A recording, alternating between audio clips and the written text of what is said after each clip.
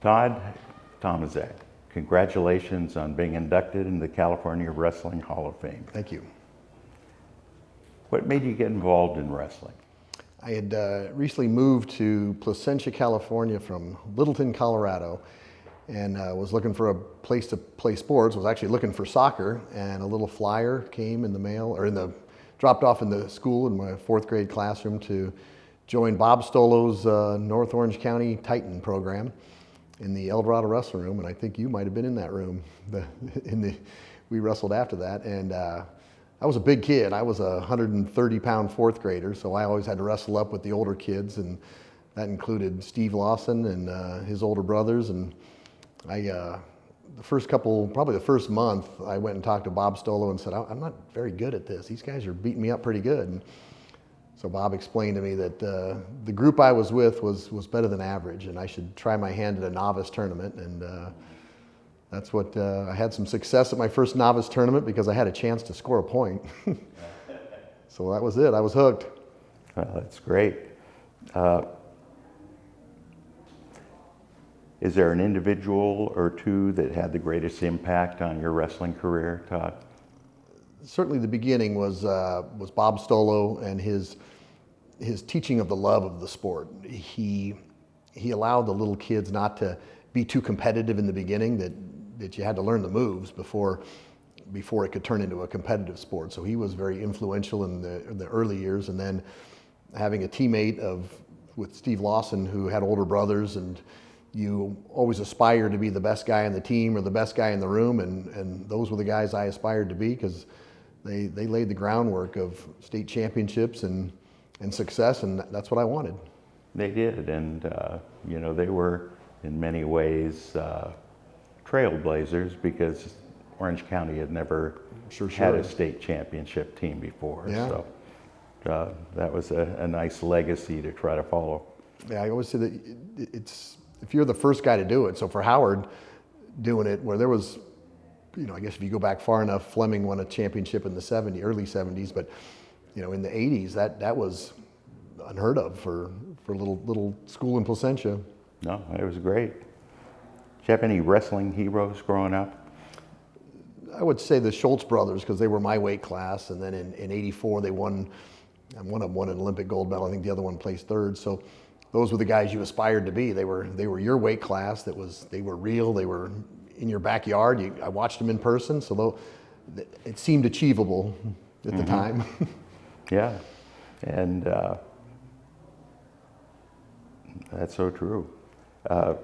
In your wrestling career, is there a single most memorable match or event for you? I think the most memorable event was in '86. We brought 3 kids to the state finals: Kylie Winaga, myself, and Steve Lawson. And Steve was the dominant favorite to beat everybody that year. And Kylie and I both had outside chances of being placers, if you will.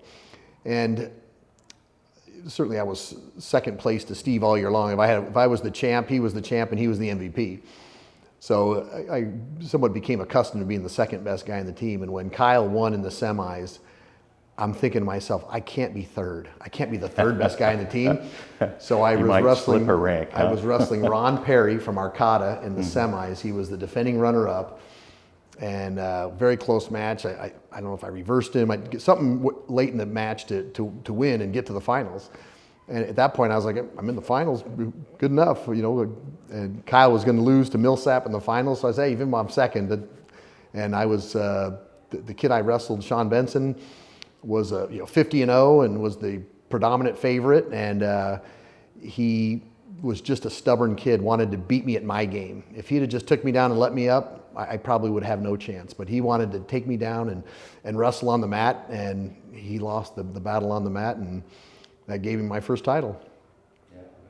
And then as a team, we took second, and then to sit around and watch Steve pin Deacon Jones, his nephew, Harold Jones, in the finals in about 52 seconds. I think that was the greatest wrestling moment of my life, as a team to take second. Steve and my best friend and I winning championships. That was a good, memorable experience. Yeah, it was. Now, Todd, you were one of the founders of funk wrestling. in my opinion. I agree, and it wasn't on purpose. It was I was a very flexible kid, and I would imagine kids were doing everything the coach told them to do against me, and put me in cradles or put the legs in, or they were doing everything by the book, and I just somehow slipped out of it. Yeah, you were the father of funk. Yeah. Now, in wrestling, we all have tough times, tough experiences, disappointments that we have to overcome. Can you share one of those with us and how you overcame it? I think the following year, my senior year, obviously Steve had graduated. I had torn my meniscus in the last game of the football season, so I had some surgery. So I missed the first month and a half of the season. I came back out of shape, overweight, and I lost a match or two to guys I probably shouldn't have. And you know, I was a target. Everybody wanted to beat the champ. The knee healed good enough, and made it to the state finals. I think I won a very close match in the quarters. I went to overtime in the semis, and winning my second champion. The finals was actually the easiest match of the day, I think. But that was overcoming a knee surgery, and then doing it alone. Kyle didn't qualify for the state finals. Steve had graduated, and we went from a runner-up team and having 50 to 60 fans in the stands to really relegated to my parents and a few outsiders. And it was night and day to try to achieve at the same level without the same support. Yeah, I could see that. What part of your personality, what attribute do you think helped your success in the sport? Determination and competitiveness and hating losing. I can tell you every match that I lost my junior and senior year. I can tell you where it was. I can tell you the score, and I can tell you what I did wrong. And if I lost a match, I remember strapping a backpack and a rope to a bike and pulling my brother up the mountain by my house and having him recite every point that was scored against me. And if I won, I didn't care. I just moved on. But if I lost, God, it was tough to live with. That was the disgust in losing is what made me successful. Mm-hmm. Yeah, that's, I think, part of it, for sure. If you had the opportunity to start your career over again, would you do anything differently? I think start earlier. I started in 4th grade, and I see the kids today, and I see the kids back then. That very rarely do you ever see a kid start in high school and have any success. And I see little kids wrestling today to the point where you get to junior high and even later in elementary school, that chain wrestling, that concept of you never get in a move you've never been in before because you've been in all of them. So I think that would have been I would have liked to start a couple years earlier. Yeah, well, I agree. That's a big advantage. What would you like people to remember about Todd Tomazic? I hope that people remember how much I gave back to the sport. My parents ran the high school tournament that I went to, and when my brother and I graduated, they didn't want to do it anymore. I got back from college. I had some decent programming, computer skills, and so I wrote a computer program. And from there, for the better part of 25 years, at the peak, I was running 100 tournaments a year.